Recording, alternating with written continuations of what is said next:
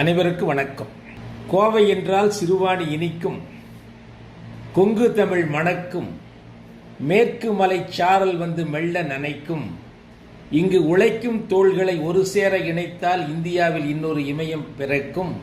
கோவையிலிருந்து கவிதாசன் உங்களோடு இணையவழியின் மூலமாக இதயங்களோடு நற்கருத்துக்களை பகிர்ந்து கொள்வதற்காக அரியதொரு வாய்ப்பை வழங்கிய எக்ஸல் குரூப் நிறுவனங்களுடைய சேர்மன், வைஸ் சேர்மன், முதல்வர் மற்றும் ஏனைய நிர்வாகிகளுக்கும், முதல்வருக்கும், மாணவ செல்வங்களுக்கும், பெற்றோர்களுக்கும் என் பணிவன்பான வணக்கத்தை தெரிவித்துக் கொள்கின்றேன்.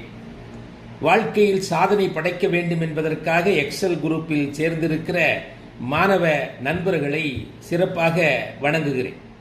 ஏனென்றால் எப்பொழுதும் மாணவர்களை நான் நண்பர்கள் என்று அழைப்பதுதான் வழக்கம். ஏனென்றால் இன்றைய மாணவர்களும் இளைஞர்களும் நண்பர்கள் சொன்னால்தான் அப்படியே கேட்கிறார்கள். என்னை பற்றி ஒரு பெரிய அறிமுகத்தை சொன்னார்கள். அந்த வகையிலே என்னோடு அணுகாமல் உங்கள் தோளை தொட்டு பேசுகிற ஒரு நண்பனாக சில கருத்துக்களை உங்களோடு பகிர்ந்து கொள்ள நான் விலகிறேன். உங்களுக்கு யாருக்கும் அறிவுரை சொல்வதற்காக இந்த நேரத்தை நான் எடுத்துக்கொள்ளப் போவதில்லை. என்னுடைய அனுபவத்தை பகிர்ந்து கொள்வதற்காக இந்த பொன்னான நேரத்தை நான் பயன்படுத்தப் போகிறேன். அறிவுரை என்பது வேறு, அனுபவ உரை என்பது வேறு. அறிவுரை என்பது நீங்கள் இப்படி செய்யுங்கள், இப்படி செய்யுங்கள் என்று சொல்வது. அனுபவ உரை என்பது எப்படியெல்லாம் செய்ததால் நான் இப்படி உயர்ந்திருக்கிறேன் அல்லது உயரத்தை நோக்கி சென்று கொண்டிருக்கிறேன் என்று சொல்லலாம். முதலிலே வெற்றியாளர்கள் நேரத்தை சரியாக பயன்படுத்த வேண்டும். ஏனென்றால் நின்று கொண்டிருப்பவன் காலத்தை தின்று கொண்டிருக்கிறான், சென்று கொண்டிருப்பவன் காலத்தை வென்று கொண்டிருக்கிறான் என்ற கருத்தை இங்கே பதிவு செய்கிறேன்.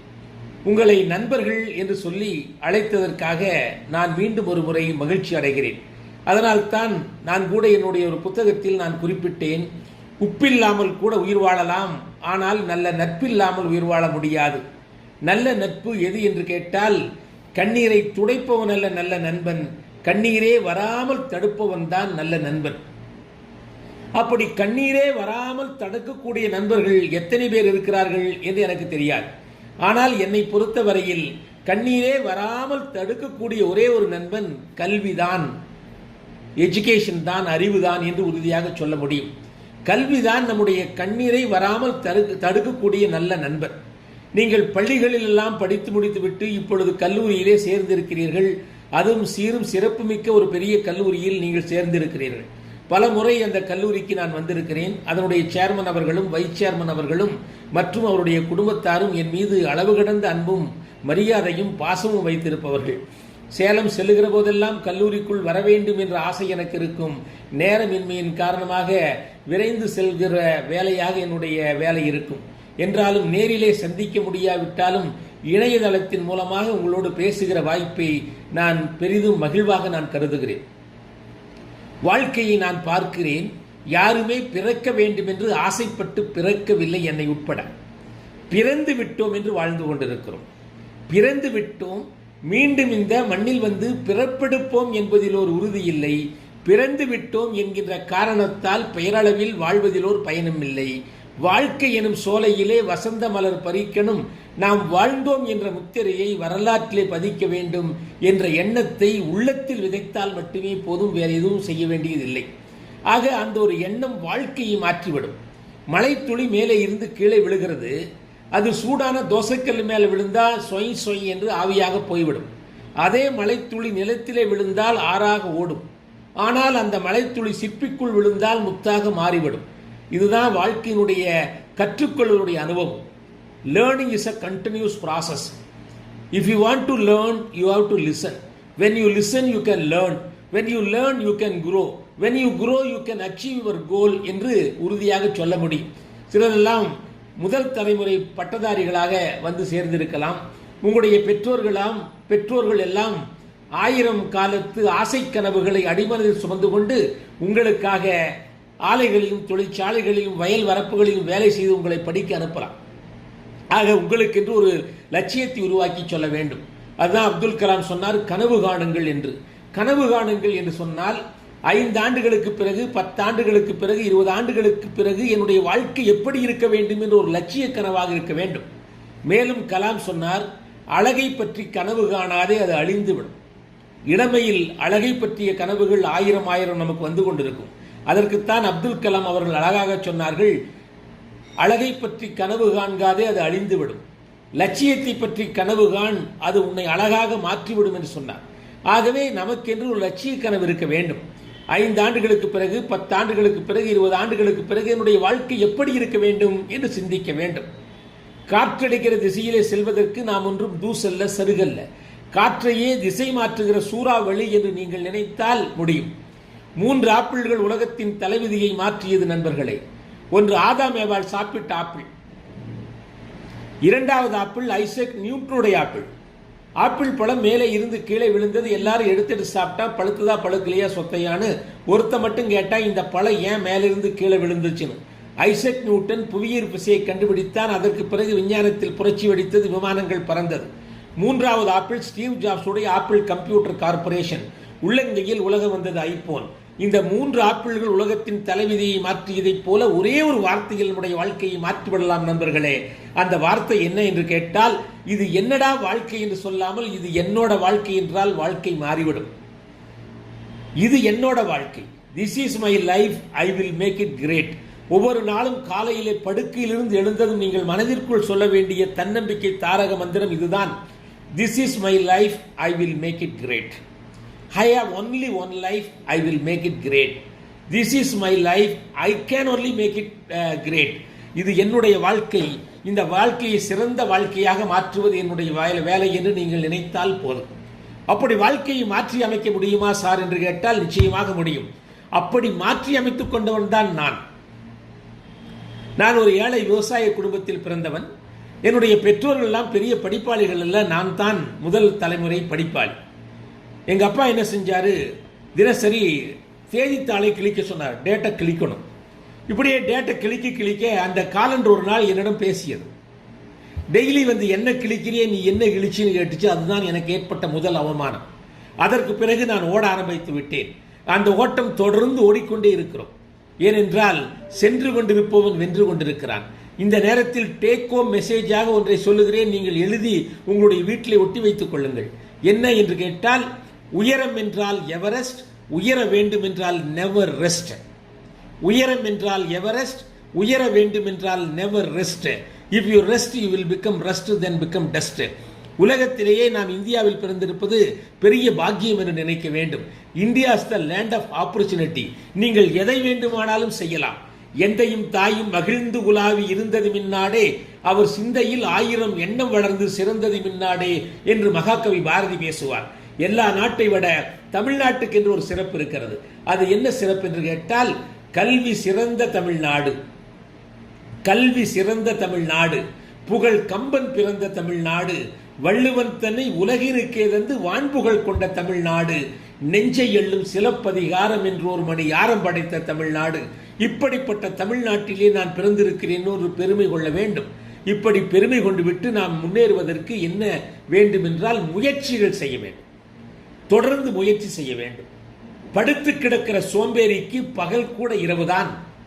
எழுந்து நடப்பவனுக்கு திரும்பும் திசையெல்லாம் கிழக்குத்தான்.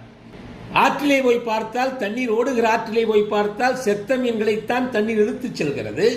உயிரோடு இருக்கக்கூடிய மீன்கள் தண்ணீரை எதிர்த்து செல்கிறது. கேவலம், மகா கேவலம், ஒரு மீனே தண்ணீரை எதிர்த்து செல்கிற பொழுது விதி என்கிற வெள்ளம் இழுத்து செல்ல நான் என்ன தூசா சருகா? எனக்கு அறிவு இருக்கிறது, ஆற்றல் இருக்கிறது, இளமை இருக்கிறது, எக்ஸல் கல்லூரியில் படிக்கின்ற வாய்ப்பு கிடைத்திருக்கிறது, அங்கே நூலகம் இருக்கிறது, ஆய்வகம் இருக்கிறது, திறமையான ஆசிரியர்கள் இருக்கிறார்கள், பல்வேறு விதமான போட்டிகளையும் அவர்கள் நிகழ்ச்சிகளையும் கலந்து கொள்கிறார்கள்.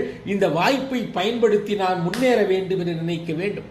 நான் என்னுடைய ஒரு புத்தகத்தில் குறிப்பிட்டேன், வாய்ப்புகள் உன்னை தேடி வந்தால் நீ அதிர்ஷ்டசாலி. இன்னைக்கு நீங்கள் எல்லாம் அதிர்ஷ்டசாலி, நானும் அதிர்ஷ்டசாலி. உங்களை சந்திக்கின்ற வாய்ப்பு எனக்கு கிடைத்திருக்கிறது. என்னுடைய உரையை கேட்கிற வாய்ப்பு உங்களுக்கு கிடைத்திருக்கிறது. வாய்ப்புகள் உன்னை தேடி வந்தால் நீ அதிர்ஷ்டசாலி. வாய்ப்புகளை தேடி நீ சென்றால் புத்திசாலி. வந்த வாய்ப்புகளை பயன்படுத்தவில்லை என்றால் ஏமாளி. வாய்ப்புகளே இல்லை என்று புலம்பிக் கொண்டிருந்தால் நீ ஒரு கோமாளி. நீ எந்த ரகம் என்று கேட்டேன். வாய்ப்புகள் யாரை தேடி வரும் என்றால், யாருக்கு தகுதி இருக்கிறதோ அவர்களை தேடி வாய்ப்பு வரும். தகுதி என்பதிலே 3 எழுத்து இருக்கிறது. தா என்பது தன்னம்பிக்கையை குறிக்கும். கு என்பது குறிக்கோளை குறிக்கும். தீ என்பது குறிக்கோளை அடையக்கூடிய திறமையை குறிக்கும். ஆக தன்னம்பிக்கையும் குறிக்கோளும் திறமையும் இருந்தால் நீ தகுதியுள்ள மாணவன், தகுதியுள்ள மனிதன். தன்னம்பிக்கை வேண்டும் என்றால் நாம் என்ன செய்ய வேண்டும் என்றால் நாம் 3 குணங்களை வளர்த்துக் கொள்ள வேண்டும். ஒன்று, நம்முடைய வாழ்க்கைக்கு நாம் பொறுப்பேற்க வேண்டும். This is my life, I will make it great என்று பொறுப்பேற்க வேண்டும். என்னுடைய வாழ்க்கையை மாற்றி அமைப்பதுதான் என்னுடைய வேலை என்று நினைக்க வேண்டும். வாழ்க்கை என்பதற்கு எந்த அர்த்தமும் இல்லை.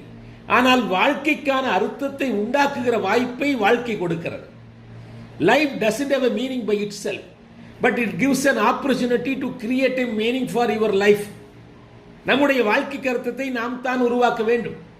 மகாத்மா காந்தி அவர்கள் அவருடைய வாழ்க்கைக்கு ஒரு அர்த்தத்தை உருவாக்கி இருக்கிறார். நான் வயலன்ஸ், அது அவருடைய வாழ்க்கைக்கு அர்த்தம். whenever we talk about non violence, ahimsa, satyagraham, we remember Mahatma Gandhi. Not only we, the world remembers him as the icon of non violence. Sachin Tendulkar, he has created a meaning for his life. It is nothing but cricket. A.R. Rahman has created a meaning for his life, that is music. Ilayaraja music. As long as the music is there on the earth, under the sky, these people will be remembered. As long as missile is there, we remember APJ Abdul Kalam. The same way, what meaning you are going to give to your life? உன்னுடைய வாழ்க்கைக்கு நீ என்ன அர்த்தத்தை கொடுக்க போகிறாய்? உண்டு கழித்து ஊர்க்கதை பேசி துண்டு விரித்து தூங்குவதல்ல வாழ்க்கை. பில் கேட்ஸ் சொன்னார், if you born with fame, it is only an accident. If you die with fame, it is your achievement. நாம் என்ன ஜாதிக்கு பிறந்தோம் என்பது முக்கியம் அல்ல, என்ன சாதிக்க பிறந்தோம் என்பதுதான் முக்கியம். 5 ஆண்டுகளுக்கு பிறகு 10 ஆண்டுகளுக்கு பிறகு என்னுடைய வாழ்க்கை எப்படி இருக்க வேண்டும் கொஞ்சம் சிந்தித்து பாருங்கள். அதற்கு நீங்கள் அடிப்படையில் முயற்சி செய்ய வேண்டும். மூச்சு விடுபவனெல்லாம் மனிதன் அல்ல, முயற்சி செய்பவனே மனிதன்.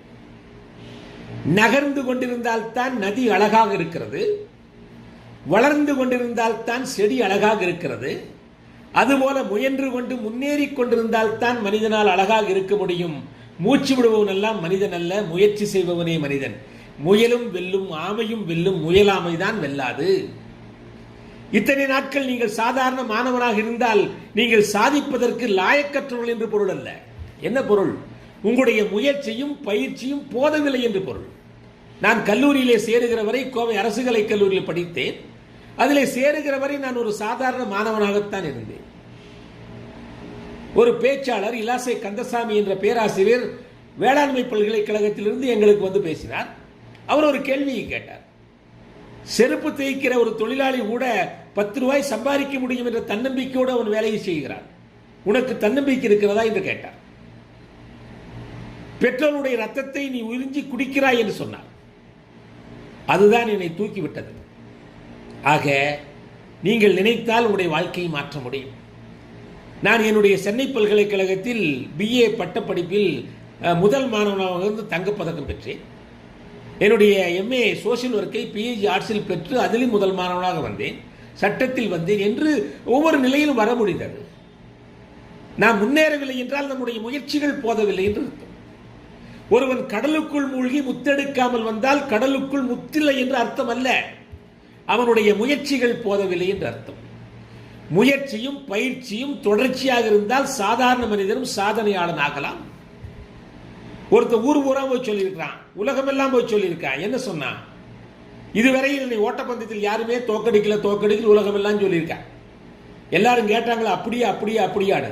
அதுக்கு அவன் சொன்னானா, ஆமா நான் இதுவரைக்கும் ஓடவே இல்லைன்னு இருக்கேன். அப்படின்னு என்ன அர்த்தம்? முயன்று தோற்றால் அது அனுபவம், முயலாமல் தோற்றால் அது அவமானம். Efforts may fail, but don't fail in making efforts. ஓட்டப்பந்தயத்தில் எத்தனை பேருக்கு பரிசு கொடுக்குறாங்க? 3 பேருக்கு. அப்புறம் இதுக்கு 300 பேர் ஓடுறான். அதனால முயற்சி செஞ்சா ஒன்று வெற்றி கிடைக்கும், இல்லாட்டி தோல்வி கிடைக்கும். தோல்வி அடைஞ்சாலும் வெற்றி அடைஞ்சாலும் இது 2 பற்றி நமக்கு ஒரு அனுபவம் கிடைக்கும். வெற்றியினால் கிடைக்கும் பரிசுகளை விட தோல்வியினால் கற்றுக்கொள்ளுகிற பாடங்களின் மதிப்பு உயர்ந்தது. எப்படி என்று கேட்டால், வெற்றி அடைந்தால் நீ யார் என்பது உலகத்திற்கு தெரியும், தோற்று போனால் நீ யார் என்பது உனக்கே தெரியும். சின்ன சின்ன தோல்விகளுக்கெல்லாம் தூண்டு போகிற பொத்தல் குடிசையாக நம்முடைய மனசு இருக்கக்கூடாது. எப்படி இருக்க வேண்டும்? இடியை கூட தாங்குகிற இரும்பு கோட்டையாக இருக்க வேண்டும். பிறப்பு தரித்திரமாக இருந்தாலும் இறப்பு சரித்திரமாக இருக்க வேண்டும் என்று நான் சொன்னேன் அப்துல் கலாமோடு மேடையிலே பேசுகிற போது. அதை கொஞ்சம் பின்னாலே மாறி அவர் சொன்னார், பிறப்பு சம்பவமாக இருந்தாலும் இறப்பு சரித்திரமாக இருக்க வேண்டும் என்று. எந்த நிலையில் பிறந்தாலும் உங்களால் சாதிக்க முடியும், ஆனால் தொடர்ந்து செய்ய வேண்டும். அப்ப தன்னம்பிக்கை வேண்டும் என்றால் உங்களுடைய வாழ்க்கைக்கு நீங்கள் பொறுப்பேற்க வேண்டும். தினசரி காலையில் எழுந்தது this is my life, I will make it great என்று சொல்ல வேண்டும். இரண்டாவது, நம்முடைய திறமைகளை வளர்த்துக் கொண்டே இருக்க வேண்டும். திறமைகள் என்று சொன்னதும் கல்லூரியிலே படித்து 3 ஆண்டுகள் அல்லது 4 ஆண்டுகள் வெளியே வருவதற்கு முன்னால் உங்களை ஒரு குவாலிஃபைடு பர்சனா மாற்றணும். அதுக்கு என்ன வேணும்? சப்ஜெக்ட் நாலேஜ் வேணும், கம்யூனிகேஷன் எபிலிட்டி வேணும், பாசிட்டிவ் மைண்ட் வேணும், கிரியேட்டிவிட்டி வேணும், பெர்சவரன்ஸ் வேணும். இதெல்லாம் தான் தேவை. அப்போ ஃபர்ஸ்ட் படிக்கிற சப்ஜெக்ட்ல தினசரி கொஞ்சம் கான்சென்ட்ரேட் பண்ணணும். மலைத்துளி மேலே இருந்து சொன்ன பாருங்க, அது சூடான தோசைக்கல்ல மேலே விழுந்தா ஆவியா போகுது, நிலத்தில் ஆதா போகுது, சிற்பிக்குள்ள விழுந்தா முத்தா மாறுது. அதுபோல் தான் வகுப்பறையில் இணைய வழியாகவோ நேரடியாகவோ ஆசிரியர்கள் சொல்ல கருத்தை நீங்கள் உள்ளே வாங்கிக் கொண்டால், மனதிலே வாங்கிக் கொண்டால் நீங்கள் முத்துச்சிற்பியாக மாறலாம். அதற்கடுத்து you have to improve your communication skill. Communication skill is the key to open your efficiency and talent. If you are unable to communicate, whatever you know, there is no use. Some of you would have studied in English medium from the kindergarten. Some of you would have studied in Tamil medium like me. But English is the easiest language you can acquire the proficiency in a shorter span of time. I follow a technique that I am going to tell you what technique I follow to improve my language. If you start reading dictionary, you have to read the dictionary every day, 10 minutes. Not Oxford English Dictionary, ordinary dictionary, Lifco English Dictionary, English Tamil. Every day you have to start reading dictionary for 10 minutes. If you start today, you start with letters or the words beginning with A. Action, ambition, achieve, attach, or read all the words begin with A today and understand the meaning as far as you can. Don't develop inferiority complex, because nobody knows everything, everybody knows something. With something, how to cover everything is life. தெரிஞ்சதை வச்சுட்டு ஓட்டுறதா வாழ்க்கை, தெரியாத பற்றி கவலைப்பட வேண்டியது இல்லை. If you start reading dictionary today you read all the words starting with A. Understand the meaning as far as possible. Tomorrow you read B. Next day D, C, D. If you start reading the dictionary every day and pronounce whatever possible way, in 26 days you can complete the dictionary. If you keep repeating, if you keep repeating the same, in 3 years you would have read the dictionary for more than 20 times. Then you will become the walking encyclopedia, reservoir of knowledge. Anything and everything you can acquire by practice. Not knowing is not a sin. Not knowing is not a crime. Not making effort to know something is a sin. If you think that you can't, your mind will bring n number of reasons for not making any effort. If you think that you can, your mind will work how you can. முடியாது என்று முடங்கிவிட்டால் மூச்சு காற்று நின்றுவிடும், முடியும் என்று துணிந்து விட்டால் மூளைக்குள் மின்சாரம் பெறப்படும். Always think I can. That is called I can attitude. Efforts may fail. முயற்சிகள் தோற்கடிக்கப்படலாம். நாம் முயற்சி செய்தில் தோற்று விடக்கூடாது.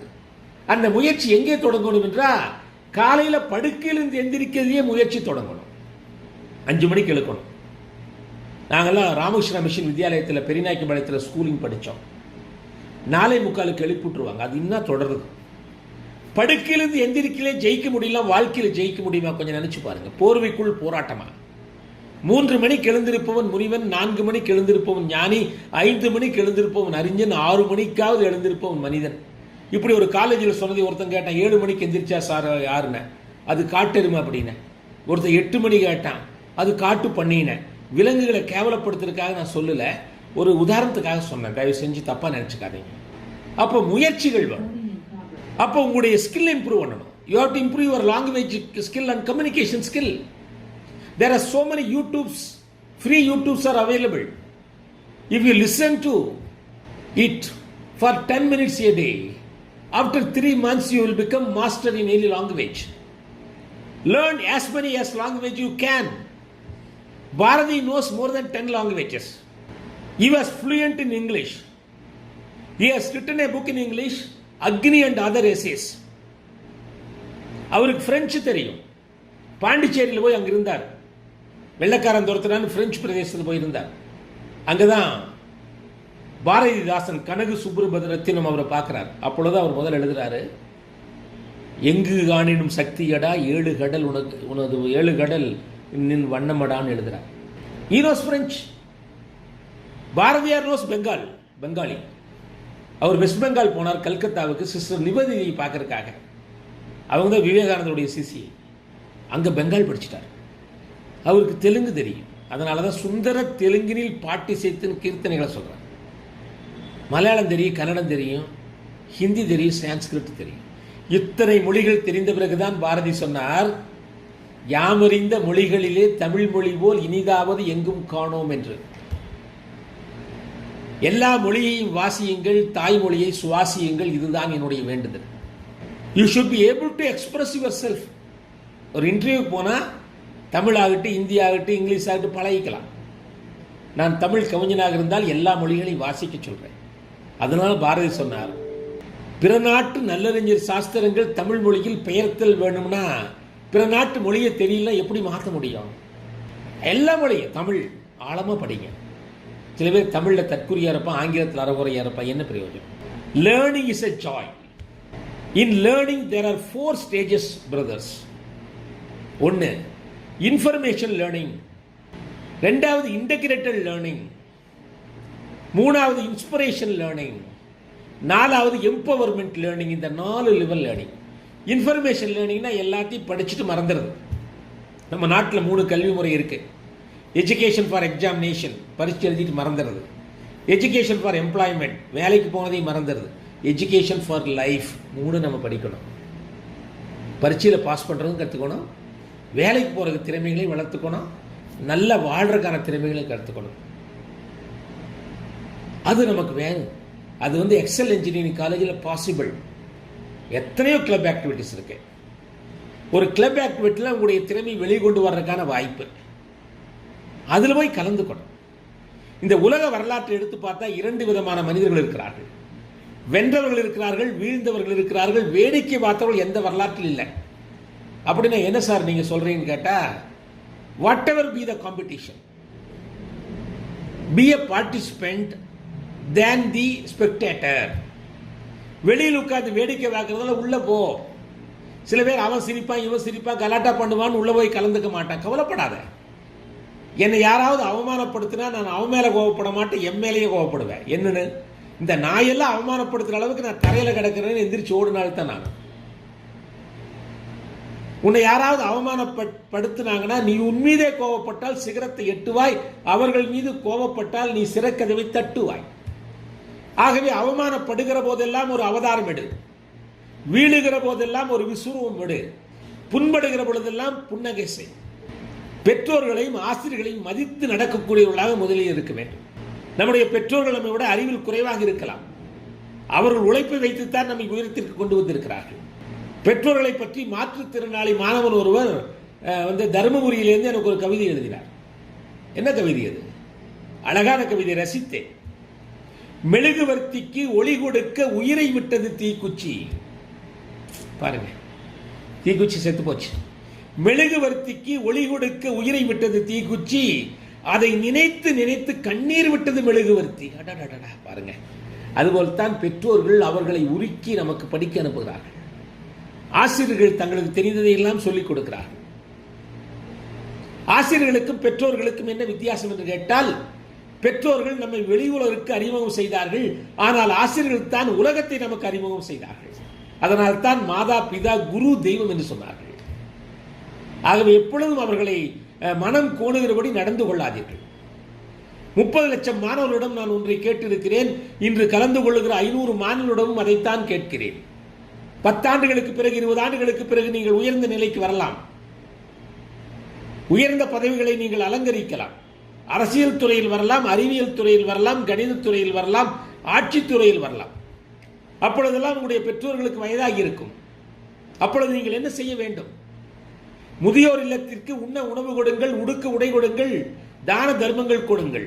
ஆனாலும் ஒருபோதும் உங்களுடைய தாய் தந்தையை கொண்டு போய் அங்கே கொடுத்து விடாதீர்கள். கல்லில் வடித்த சிலையை விட கருவில் சுமந்த தாயே தெய்வம். ஒருபோதும் அவருடன் முகம் காட்டி முகம் கொடுத்து பேசுங்கள், முகம் காட்டாதீர்கள். உங்களுக்காகத்தான் அவர்கள் இருக்கிறார்கள். அவர்கள் உங்களை கண்டிக்கலாம், தப்பில்லை. ஆசிரியர்கள் கண்டிக்கலாம், தப்பில்லை. என்னையெல்லாம் ஆசிரியர்கள் பெற்றோர்கள் நெறிப்படுத்தினார்கள். 2 கல்லு பேசிடுச்சு. ஒன்னு சாமி சிலை, இன்னொன்னு படிக்கல். 2 கல்லால் ஆனது. படிக்கல் சாமி சிலையை பார்த்து கேட்குது, என்ன அநியாயம், என்ன கொடுமை. வரவங்கெல்லாம் என்னை காலால மிதிக்கிறாங்க, உன்னை கையெடுத்து கும்பிடுறாங்க, நீயும் கல்லு நானும் கல்லு, 2 பேர் ஒரே பாறையில் தானே கடந்தோம். படிக்கல் புலம்புது. அதற்கு சாமி சிலை சொன்னது, நண்பா, நீயும் நானும் ஒரே பாறையில் தான் கல்லா கடந்தோம். உன்னை எடுத்தாங்க, எனக்கு முதல் உன்னைத்தான் எடுத்தாங்க. எடுத்து உளி வச்சு அடிச்சாங்க, நீ உடஞ்சி போயிட்ட, தூக்கி படியா போட்டாங்க. என்னை போட்டு விடிய விடிய செதுக்குனாங்க, புரட்டி புரட்டி செதுக்குனாங்க. எத்தனை அடியை, எத்தனை வலியை, எத்தனை கஷ்டத்தை தாங்கியதால் நான் இன்று சொல்லிக்கிறேன் என்று இந்த சாமி சிலை சொன்னது. அதுபோல்தான் நான் நண்பர்களே, நம்மை நன்னெறிப்படுத்துவதற்காக ஆசிரியர்களும் பெற்றோர்களும் கொஞ்சம் கண்டிப்பாக இருக்கலாம். கண்டிப்பாக இருக்கக்கூடியவர்கள் தான் சரியான ஆசிரியர்கள், சரியான பெற்றோர்கள் என்று நான் உறுதியாக சொல்லுவேன். அவன் எக்கோட கெட்டு போகிறான் என்று விடக்கூடியவர்கள் பொறுப்புள்ள ஆசிரியர்கள் அல்ல. அவர்களுக்கு எடுத்துச் சொல்ல வேண்டும், அவர்களுக்கு புரியும்படியாக சொல்ல வேண்டும். நம்முடைய மாணவர்கள் எல்லாம் நல்ல நண்பர்கள் எனக்கு தெரியும். அவர்களை தட்டி கொடுத்தால் சாதனை படைப்பார்கள், ஊக்கப்படுத்தினால் உயரங்களை தொடுவார்கள், வழிகாட்டினால் அவர்கள் ஒரு வழிகாட்டியாக உருவாவார்கள். எனக்கு நன்றாக தெரியும். நான் இதுவரையில் 30 லட்சம் மாணவர்களை சந்தித்திருக்கிறேன். பல மாணவர்கள் IAS அதிகாரிகளாக, IPS அதிகாரிகளாக, தொழில் முனைவோராக வந்திருக்கிறார்கள். தினசரி எனக்கு கடிதம் எழுதி கொண்டிருப்பார்கள். உங்களும் கேட்கலாம். இந்த கொரோனா பீரியடில் 2 ஆண்டுகளாக நான் இங்கும் நேரடியாக சென்று பேசுவதற்கான வாய்ப்பு இல்லாததால் நான் ஒரு யூடியூப் சேனலிலே பேசிக் கொண்டிருக்கிறேன். கவிதாசன் தன்னம்பிக்கை என்ற யூடியூப் சேனல். என்னோட பேரு கீழே வருது பாருங்க, அதுதான். டாக்டர் போட வேண்டியதில்லை. கவிதாசன் தன்னம்பிக்கை. தினசரி 2 நிமிடங்கள் இந்த நாள் இனிய நாள் என்று பேசிக் கொண்டிருக்கிறேன். தினசரி நாம் வளர்ந்து கொண்டே இருக்க வேண்டும். எப்படி ஒரு செடி தினசரி சின்ன சின்ன இலைகளை விடுகிறது, 5 ஆண்டுகளுக்கு பிறகு 10 ஆண்டுகளுக்கு பிறகு ஒரு பெரிய மரமாகிறதோ, அதுபோல தினசரி நாம் வளர்ந்து கொண்டே இருக்க வேண்டும். அறிவால் வளர வேண்டும், அன்பால் வளர வேண்டும், அணுகுமுறையால் வளர வேண்டும், உச்சத்தை தொடுவதற்கு உழைத்துக் கொண்டே இருக்க வேண்டும். படுத்து கிடக்கிற சோம்பேறிக்கு பகல் கூட இரவுதான். ஒருபோதும் சோம்பேறித்தனத்துக்கு இடம் கொடுக்க கூடாது. சுறுசுறுப்பு நெருப்பில் சோம்பலை சாம்பலாக்கு, வெற்றி உனக்கு விழா எடுக்கும் என்று எழுதினேன். ஆக தன்னம்பிக்கை வேண்டும் என்றால் வாழ்க்கைக்கு பொறுப்பு. 2வது திறமைகளை வளர்த்துக் கொண்டே இருக்க வேண்டும். 3வது சுய பச்சாதாபம் கூடாது. சுய பச்சாதாபம் என்ன சார்? சில பேர் போய் கண்ணாடிக்கு முன்னால் நின்று, இதெல்லாம் உனக்கு ஒரு மூஞ்சியா, எனக்கு அப்பா இல்லை, அம்மா இல்லை, சரி இல்லை, ஏதாவது குறை சொல்லிட்டே இருப்பா. சொல்லக்கூடாது. உன்னால சாதிக்க முடியும் நினை. நீ பிறந்திருப்பது சாதனை படைப்பதற்காகத்தான ஒழிய காரணங்கள் சொல்லிக் கொண்டிருப்பதற்காக அல்ல. காரணங்கள் சொல்பவர்கள் காரியங்கள் செய்வதில்லை, காரியங்கள் செய்பவர்கள் காரணங்கள் சொல்வதில்லை.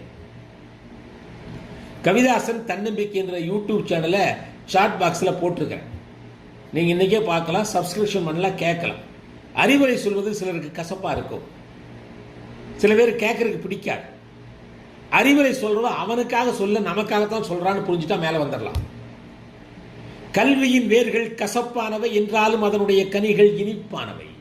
கல்வியின் வேர்கள் கசப்பானவை என்றாலும் அதனுடைய கனிகள் இனிப்பானவை. நான் சொன்ன பாருங்க, கண்ணீரை துடைப்பவன் அல்ல நல்ல நண்பன், கண்ணீரே வராமல் தடுப்பவன் தான் நல்ல நண்பன். அப்படிப்பட்ட நல்ல நண்பர்கள் ஒரு 4 பேர் உங்களுக்கு இருந்தால் நீங்கள் எங்கே வேணாலும் வரலாம். என்னுடைய நண்பர்கள், நான் கல்லூரியில் படிக்கிற பொழுது இன்று தமிழக அரசாங்கத்தினுடைய தலைமைச் செயலாளராக இருக்கக்கூடிய திரு வே. இறையன்பு IAS அவர்கள் கோவை வேளாண்மை பல்கலைக்கழகத்தில் படித்தார்கள். நான் கோவை அரசு கலைக் கல்லூரியில் படித்தேன். அப்பொழுது எங்களுக்கு தொடங்கிய நட்பு இன்றும் வளர்ந்து கொண்டிருக்கிறது. பல புத்தகங்களை அவர் என்னை பற்றி குறிப்பிட்டார். அவர் எக்கச்சக்கமான புத்தகங்களை எழுதியிருக்கிறார். நீங்களும் ஐஏஎஸ் ஆகலாம். எத்தனை புத்தகங்கள் எழுதியிருக்கார். இன்னொருவர் என்னுடைய நண்பர் தான். ஆக நல்ல நண்பர்களை நீங்கள் உருவாக்க வேண்டும். Doctor C Sylendra Babu IPS இன்று காவல்துறை இயக்குநராக இருக்கிறார். அவர் என்னுடைய நண்பர் தான். ஒரு 15 ஆண்டுகளாக நல்ல இதில் பயணப்படுறோம். அப்துல் கலாமுடைய அறிவியல் ஆலோசகர் டாக்டர் பொன்ராஜ் அவர்கள் அடிக்கடி பல விஷயங்களை அவரோடு பேசுவோம். நல்ல நண்பர்கள் ஒரு 10 பேர் இருந்தால் போது, வேற ஒன்றுமே வேண்டியது கிடையாது. தடம் மாறுகிற போது தட்டி கேட்பவனும் தடு மாறுகிற போது தாங்கி பிடிப்பவன் தான் சிறந்த நண்பர். தவறான பழக்க வழக்கங்களை கற்றுக் கொடுப்பவன் அவன் நம்முடைய துரோகி, நண்பனே அல்ல. ஆனால் அப்படிப்பட்டவர்கள் தான் நமக்கு பிடிக்கும். சோசியல் மீடியாவில் நாம் தொலைந்து போகக்கூடாது. கால் ரெக்வஸ்ட் கொடுக்கறது, அவங்களே வந்து ஃபேக் ஐடி கொடுக்கறது. நேற்று செய்தித்தாளில் ஒன்று தொலைக்காட்சியில் பார்த்திருப்பீர்கள். 2 பேர் ஒரு பெண்ணை போல் அவன் ஒரு ஃபேக் ஐடி கொடுத்து விட்டு அவன் ஆண் என்று தெரிந்ததும் அவனை கொலை செய்திருக்கிறான். நீங்கள் பார்த்திருப்பீர்கள். அந்த வேலையெல்லாம் வேண்டவே வேண்டாம். எவ்வளவு பேரை தெரியும் என்பது முக்கியம் அல்ல, நல்லவர்கள் எவர்களோடு நாம் பழகுகிறோம் என்பதுதான் முக்கியம். நண்பர்களோடு கலந்திருங்கள், ஆனால் கரைந்து விடாதீர்கள். உங்கள் லட்சியத்தை மறந்து விடாதீர்கள். Mingle with all, melt with none. அப்படிதான் இருக்க வேணும். அப்படிதான் இருக்க வேணும். நல்ல நண்பர்கள் தான் வாழ்க்கையின் துணைவர்களாக, தூண்களாக இருக்க முடியும். நீயும் முன்னேறு, நானும் முன்னேறு என்று முன்னேற வேண்டும். வாழ்க்கையில் படிக்கின்ற வாய்ப்பை நழுவ விட்டுவிட்டால் நம்முடைய வாழ்க்கை வீணடித்து விடும். இளமையில் நீ வியர்வை சிந்தாவிட்டால் முதுமையில் நீ கண்ணீர் சிந்த வேண்டும். வேலை உன்னை தேட வேண்டும், நீ வேலையை தேடக்கூடாது. கவிதாசன் தன்னம்பிக்கை என்ற யூடியூப் சேனலில் வேலை உங்களை தேட வேண்டுமா என்று ஒரு பதிவிட்டிருக்கிறேன். சில பண்புகள் இருந்தால் அது வேலை நம்மை தேடும். கொஞ்சம் சர்க்கரை அள்ளி போட்டால் எறும்பெல்லாம் ஓடி வருது. ஆனால் மணல் அள்ளி போட்டால் எந்த எறும்பு வராது. சர்க்கரை இருக்கிற அந்த தகுதி நீ வளர்த்துக் கொள்ள வேண்டும். 3 ஆண்டுகளுக்கு பிறகு வெளியே வருகிற போது எனக்கு அது வரல இது வரல என்று சொல்லக்கூடாது. உங்களை தகுதி உள்ளவர்களாக மாற்றிக்கொள்ளுங்கள் நண்பர்களே. ஆக எக்ஸல் குரூப்பில் சேர்ந்திருக்கிறவர்கள் நல்ல வாய்ப்பை பெற்றிருக்கிறீர்கள். அது மேனேஜ்மெண்ட் வந்து ஒரு டெடிகேட்டட் மேனேஜ்மெண்ட் எனக்கு நன்றாக தெரியும். எதையாவது செய்ய வேண்டும், சாதனை செய்ய வேண்டும், மாணவர்களை சிறந்த மனிதர்களாக உருவாக்க வேண்டும் என்பதற்காக அவர்கள் ஓயாது உழைத்துக் கொண்டிருக்கிறார்கள் என்பதை நான் நன்கு அறிவேன். பணம் சம்பாதிப்பது பெரிய நோக்கம் அல்ல அவர்களுக்கு. அப்துல் கலாம் ஜனாதிபதியான போது கேட்டார்கள், எந்த மாதிரியான புத்தகத்தை படித்து நீங்கள் வந்தீர்கள்? பொதுவான புத்தகங்கள் நிறைய படியுங்கள். ஆடியோ கேட்டாலும் பரவாயில்ல, நல்ல விஷயங்களை கேட்டுக்கொள்ளுங்கள். தொட்டு தொட்டு பார்த்தால் அது வெறும் காகிதம், தொடர்ந்து படித்தால் அது வெற்றியின் ஆயுதம். நீ புரட்டி புரட்டி படிப்பதில் சிறந்த புத்தகம், படிக்கின்ற பொழுது உன்னையே புரட்டி புரட்டி போடுவதுதான் சிறந்த புத்தகம். அப்துல் கலாம் கிட்ட கேட்டாங்க, எந்த மாதிரியான புத்தகத்தை படிச்சு நீங்க இப்படி வந்தீங்க? கலாம் அவர்கள் சொன்னார்கள், 3 புத்தகம். வாட்சன் எழுதிய லைட் ஃப்ரம் மெனி லேம்ப்ஸ் என்ற ஆங்கில புத்தகத்தை படித்தேன். கேரல் எழுதிய த மேன் அன்னோன் என்ற பிலாசபிக்கல் புத்தகத்தை படித்தேன். இந்த 2 புத்தகங்களுக்கு மேலாக திருக்குறளை திரும்ப திரும்ப படித்தேன். அதனால் தான் ஒரு படகோட்டியின் மகன் பாரத குடியரசுத் தலைவர் ஆனேன் என்கிறார். அப்படி என்றால் உங்களுக்கு பிடித்த திருக்குறள் எது என்று கேட்கிறார்கள். அதற்கு கலாம் சொன்னார், 666வது திருக்குறள் தான் என்னை புரட்டி போட்டது. 666 என்ன? எண்ணிய எண்ணியாக எய்துவர் எண்ணியர் திண்ணீராக பெறின். நினைச்சதை நினைத்தபடி அடைய முடியும். அவனுக்கு நெஞ்சிலே வலிமை இருக்க வேண்டும், வில் பவர் இருக்க வேண்டும். அப்படி என்றால் கவிதாசனாக எனக்கு பிடித்த திருக்குறள் எது என்று நீங்கள் கேட்கலாம். எனக்கு பிடித்த திருக்குறள் 391 பல மேடைகளில் சொல்லி இருக்கிறேன். 391 கல்வி என்கிற அதிகாரத்தில் வரக்கூடிய முதல் திருக்குறள். தமிழிலே 2 வகையான எழுத்து இருக்கிறது. துணைக்கால் இருப்பது, துணைக்கால் இல்லாதது.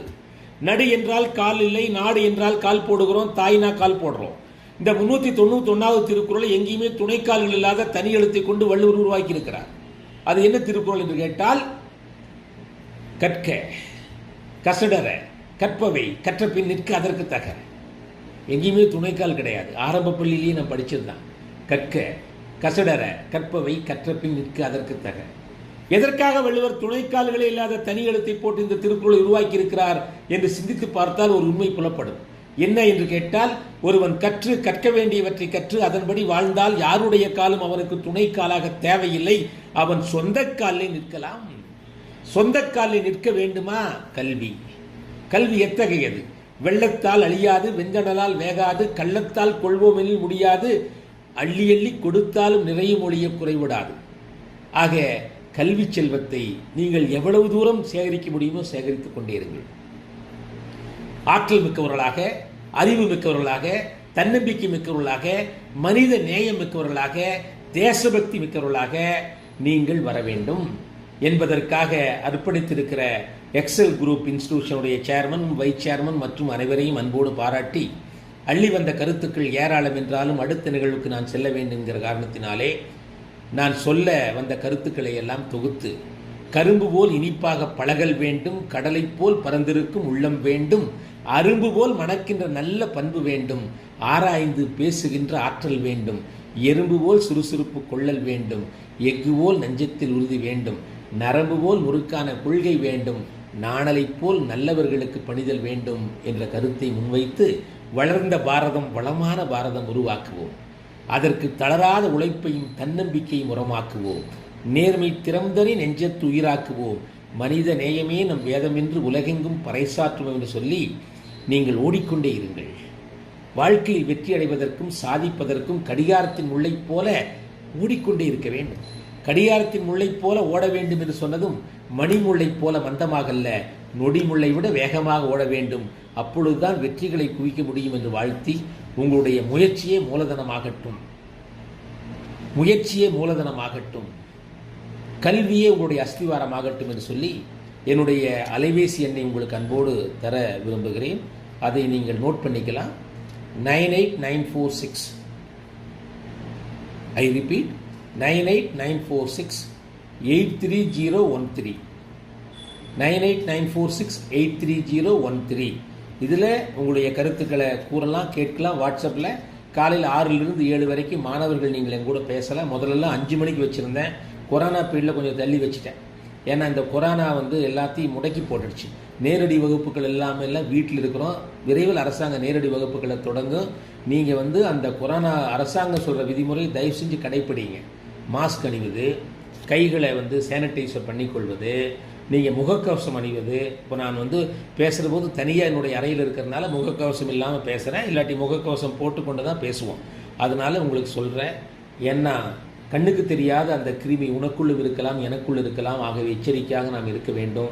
கொஞ்ச நாளைக்கு அதை கடைப்பிடிச்சோம்னா கொரோனா இல்லாத உலகத்தை, தமிழகத்தை, இந்தியாவை நம்மளால் உருவாக்குறதுக்கு பாடுபட்டு கொண்டிருக்கிற மருத்துவ விஞ்ஞானிகள், மருத்துவர்கள், முன்கணப் பணியாளர்கள், ஆட்சித்தலைவர்கள், அரசு அதிகாரிகள், அமைச்சர்கள் என்று அத்தனை பேருக்கும் நான் நன்றியையும் என்னுடைய பாராட்டுக்களையும் அவர்களுக்கு தெரிவித்துக் கொள்கிறேன். ஆகவே சிறந்த மனிதனாக நான் வர வேண்டும் என்ற சிந்தனையோடு நீங்கள் வளர வேண்டும் என்று மீண்டும் ஒரு முறை வாழ்த்தி, நல்லதொரு வாய்ப்புக்கு நன்றி பாராட்டி அன்போடு விடைபெறுகிறேன். உயரம் என்றால் எவரெஸ்ட், உயர வேண்டும் என்றால் never rest. If you rest you will become rust, then become dust. துருப்பிடித்து தேய்வதை விட உழைத்து தேய்வதே உயர்வானது. வாழ்த்துக்கள்.